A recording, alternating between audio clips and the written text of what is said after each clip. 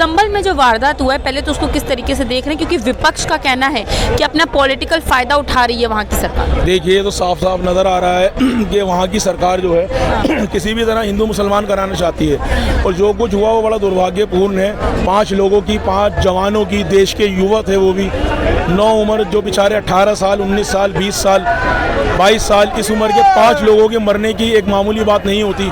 उनके घरों में बुरा हाल है, गरीब मरा उसके अंदर, हिंदू मुसलमान की रोटियों के अंदर गरीब मरा, हमने तो ये देखा। ये देखिए आप, कितने शर्म की बात है।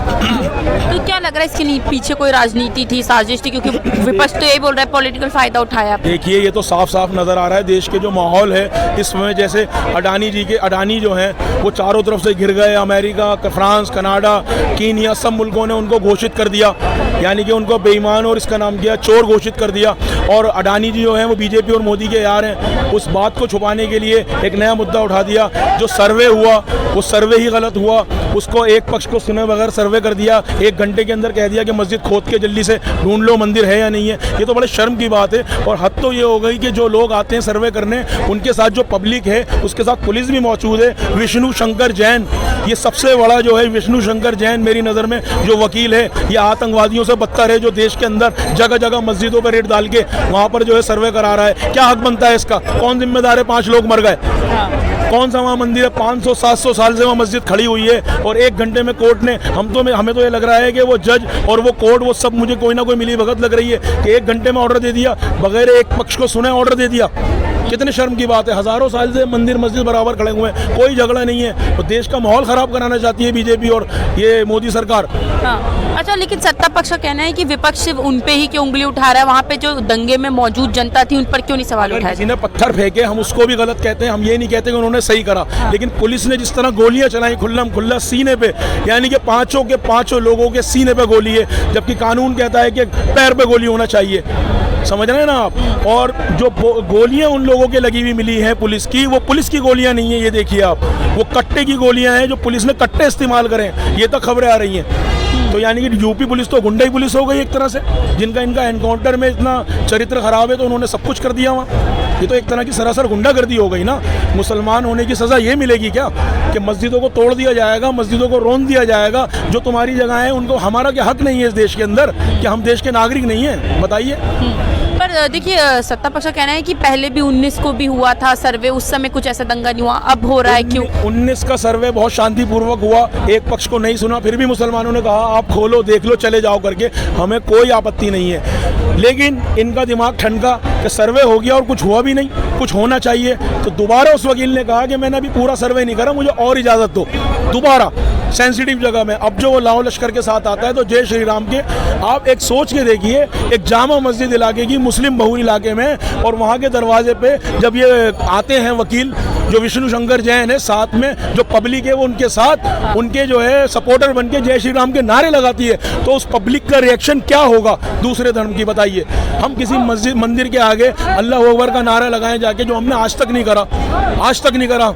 ये भी मंदिर है, सबको अपना अपना हक इबादत करने का, तो क्यों परेशान करा जा रहा है मुसलमानों को? बताइए। हाँ। अच्छा, राहुल गांधी का कहना है कि जो जल्दबाजी में फैसला लिया गया, कहीं ना कहीं उसका नतीजा था जो दंगा हुआ है, क्योंकि और मामले में तो इतने जल्द फैसला लिया नहीं जाता। बहुत जल्दी भारत के इतिहास में अगर किसी रेपिस्ट पे फैसला लिया जाता तो हमें गर्व होता, किसी जघन्य अपराध पे फैसला लिया जाता तो हमें गर्व होता। एक मस्जिद के ऊपर एक पक्ष को, मैं तो कहूँगा यानी कि मजलूम पक्ष, अब तो मुसलमानों को मजलूम कहना पड़ेगा कि उनकी एक सुनवाई भी नहीं सुनी और फौरन ऑर्डर दे दिया कि जाओ मस्जिद को खंगाल लो। आज मैं कह दूं इस मंदिर के अंदर हमारी मस्जिद है, मैं कैसे कह दूंगा? बताइए। सबको हक है। जब एक कानून बन गया, यानी कि संविधान की भी धज्जियां उड़ाई जा रही हैं, पार्लियामेंट में जो कानून पास हो गया कि अब किसी मस्जिद मंदिर को नहीं छेड़ा जाएगा, जैसा है वैसा रहेगा, रहते रहो अमन से, फिर ये लोग क्यों चाह रहे हैं दंगा कराना? और मुसलमानों ने बहुत सपोर्ट करा है, करते रहेंगे, और अब भी हाथ जोड़ के कहते हैं कि भाईचारे को ना बिगाड़ो, हिंदू मुसलमान सब मिलके रहो, इन नेताओं की बातों में नहीं आओ।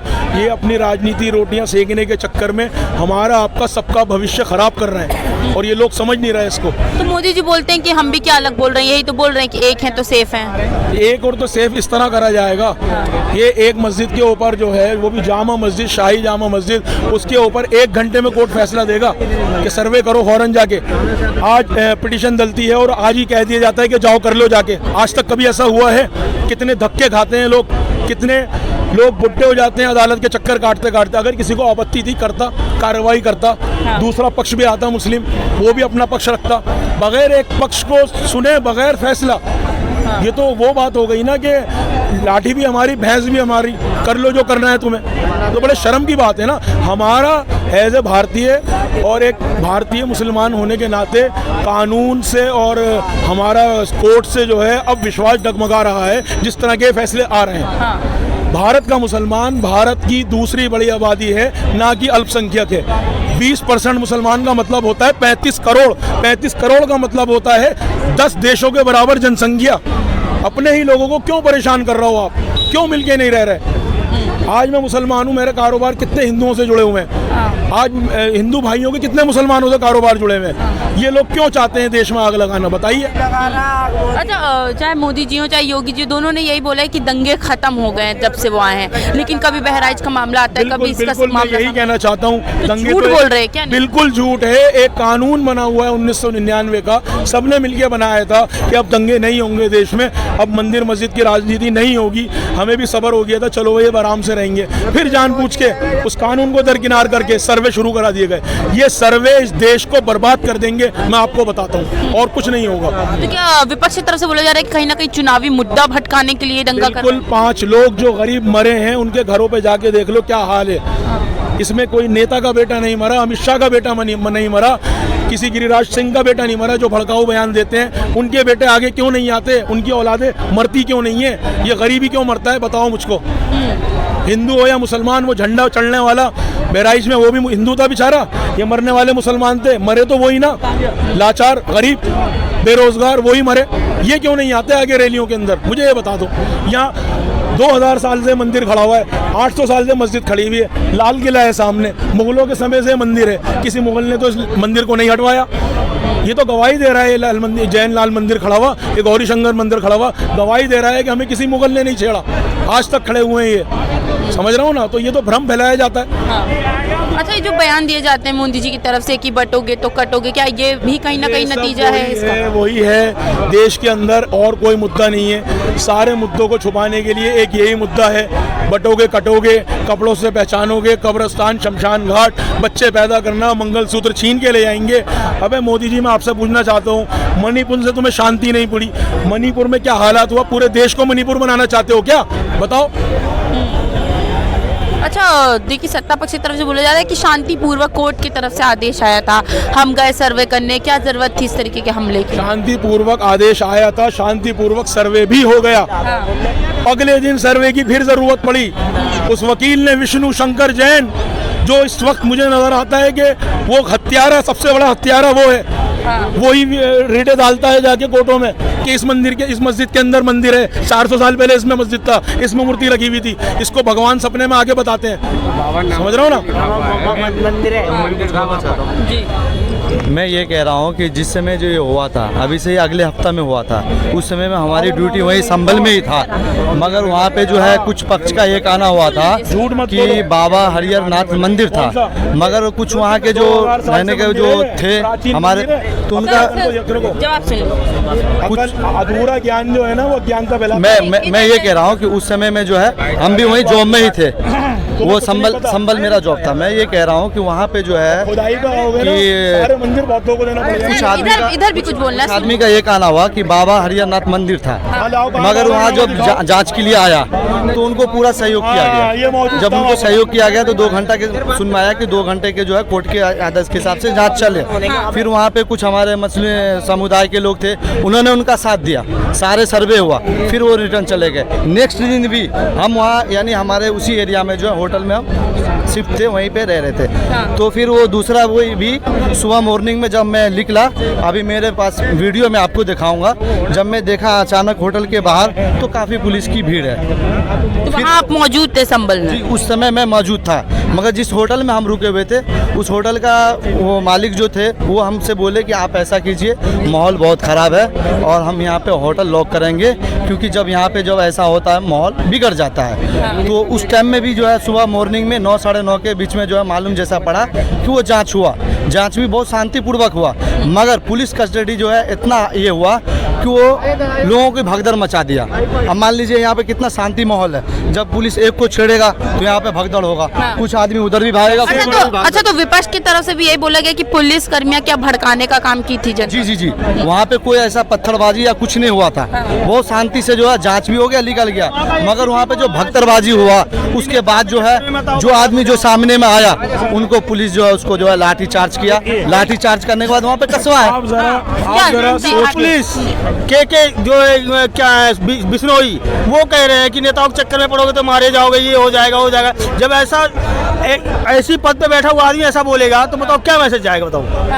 पर ये सत्ता पक्ष कहना है कि हम पे क्यों सीधे सीधे सिर्फ सवाल उठाया जा रहा है, वहाँ की जो मौजूदा जनता थी दंगे के दौरान उन पे क्यों नहीं सवाल? ये वहाँ की जनता क्या जवाब? उसकी बात नहीं कर रहा हूँ, जो मैं तो ये जो एसपी ने बोला मैं उसकी बात कर रहा हूँ कि मतलब इतने बड़े पद पे बैठ के वो ऐसे बात कर रहा तो दंगा ऑटोमेटिक होना ही है। अच्छा, जनता ने अगर पत्थरबाजी करी वो गलत है, लेकिन जनता को उकसाया किसने? आप ये देखिए कि जो सर्वे करने के लिए ऑफिसर आ रहे हैं उनके साथ भीड़ जय श्री राम का नारा लगा रही है। कितने शर्म की बात है, किसी पुलिस वाले ने नहीं रोका। समझ रहे हैं ना आप? अभी कोई यहाँ यात्रा निकल रही हो, मैं अल्लाह अकबर का नारा लगाऊं तो मेरी गलत बात होगी नहीं होगी? बताइए। खुल्लम खुल्ला यानी कि मुस्लिम समुदाय को उकसाया जा रही है कि आके लड़ो, आके आओ लड़ो। कितने शर्म की बात है। तो कानून नाम की तो कोई चीज ही नहीं रह गई अब यूपी के अंदर। अब क्या कहें? अच्छा, यूपी सरकार पे भी आरोप लगाया गया विपक्ष की तरफ से पक्षपात करती है, सही है? ये पक्षपात नहीं तो और क्या है कि एक अगर कोर्ट के अंदर कोई झगड़ा होता है तो जज दो पार्टियों को सुनता है कि तुम्हारी तरफ से क्या कहना है, तुम्हारी तरफ से क्या कहना है, जब ही तो फैसला करता है। हिंदू पक्ष ने वो लगाई, अर्जी लगाई और 1 घंटे में जज ने फैसला दे दिया, जाओ कर लो सर्वे। यानी कि हिंदू पक्ष ने आगे कहा ये तो मंदिर था 1500 साल पहले, तो जज साहब ने कहा अच्छा ठीक है जाओ सर्वे कर लो, मंदिर के कोई सबूत ढूंढ लो जाके। 1 घंटे 2 घंटे के अंदर दूसरे पक्ष को सुने बगैर, ये तो सरासर नाइंसाफी है, कानून की धज्जियां उड़ गई। यानी कि हमारा लोकतंत्र में कानून और अदालतों पे से विश्वास डगमगाने लगा ऐसे फैसलों से। अगर ऐसा रहेगा ये तो देश के लिए बहुत दुर्भाग्यपूर्ण की बात है। और मैं ये कह रहा हूँ कि जो लड़के लोगों को जो हुआ है वो लोग मान लीजिए कि घर के कोई सामान जरूरत है, सामान के लिए जो है बाहर आए हुए थे बाजार के लिए, मगर वो भगदड़ में जो है पकड़े गए। पकड़े जाने के बाद जो सामने आया उन्हें सामने जो है पुलिस जो उन्हें ठोक दिया गया, तो बेकसूर माना है। आप यहाँ पे हैं, आप यहाँ पे देखिए इससे बगल में जो है मंदिर के बगल में मस्जिद भी है। तो क्या मानना है कि विपक्ष की तरफ से यही कहा जा रहा है कि अपने फायदे के लिए, खुद अपने पॉलिटिकल फायदे के लिए वहाँ की सरकार ने करवाया है? हमें तो वही लग रहा है, जो भी नेता हैं बड़े बड़े नेता वो अपने फायदे के लिए जो है ये ऐसा काम करते हैं, आने वाला चुनाव में इसका फायदा उठाते हैं। हम एक दूसरे भाई है वो आपस में उलझ जा रहे हैं। मान लीजिए इस कॉलोनी में हमने पैदा हुआ, पूर्वज भी नहीं लड़ा, आज ऐसा माहौल हो गया कि एक दूसरे लड़का एक दूसरे से बातचीत करना नहीं चाहता है, इस हिसाब का माहौल हो। मोदी जी तो कहते हैं ना कि एक हैं तो सेफ हैं, एक रहने की बात कर रहे हैं मोदी जी भी। तो हम तो आपका उनका भी कहना मैं मान लिया, एक है तो सेफ है, मगर आप भी तो देख सकते हैं ना, आप तो मीडिया कर्मी है, देश का चौथा हिस्सा है, आप भी अब हर एक दूसरे आदमी से पूछिएगा तो अभी के समय में कोई सेफ नहीं है। अच्छा, एक तरफ बोला जा रहा है कि तो इतने जल्दबाजी में फैसला ले लिया गया, तो सत्ता पक्ष कह रही जब जल्दबाजी में लिया जाए तब सवाल उठाते हैं, देर में हो तब फैसला तब सवाल। देखिए ये तो सरासर नाइंसाफी है। मुसलमान और हिंदुओं के बीच जो मोहब्बत बची हुई है ये लोग उसको भी ख़त्म करना चाहते हैं। इन चीज़ों से होगा कुछ नहीं, एक दूसरे के लिए नफरत बढ़ेगी, दंगे होंगे, लोग मासूम इसी तरह मरेंगे। आज 5 मरे हैं, कल परसों मरेंगे। ये तो हमारे लिए बहुत दुर्भाग्य की बात है ना। हमें तो उन 5 लोगों का गम है जो मर गए, हमें उसका भी गम है जो बहराइच में मरा, हमारा हिंदू भाई। समझ रहा हूँ ना, मरा तो गरीब ना, गरीब और बेरोजगार मरा। ऐसे ऐसे बेरोजगार हैं, आप देखोगे जाके कोई बेचारा चाय बेचता था, कोई बेचारा प्लास्टिक की पॉलीथीन बेचता था। ये नेता, इनके करोड़ों अरबोपति बेटे, ये तो सब ऐश कर रहे हैं ना, गरीबी तो मर रहा है। बताइए।